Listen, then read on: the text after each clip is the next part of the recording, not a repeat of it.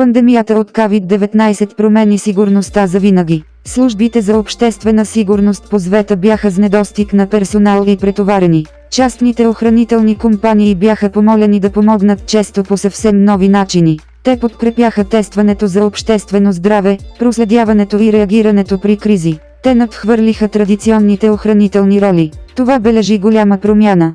Специалистите по частна сигурност станаха жизнено важна част от обществената безопасност, дори хуманитарните организации. Днес сигурността вече не е само отговорност на държавата. Това е споделена мисия. С тази нова роля идва и сериозна отговорност. Но отговорността без яснота е риск.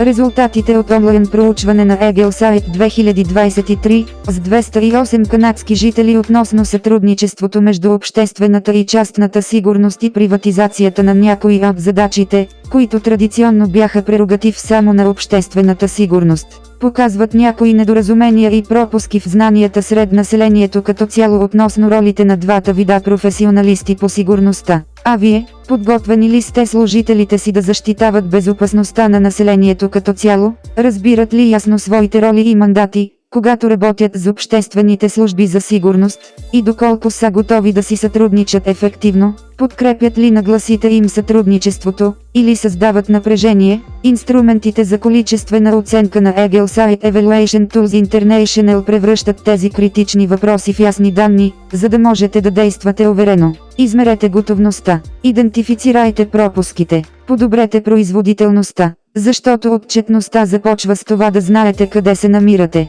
Оценка на готовността на служителите по частна сигурност за сътрудничество между частния и публичния сектор. Eaglesite Evaluation Tools International. Научете повече.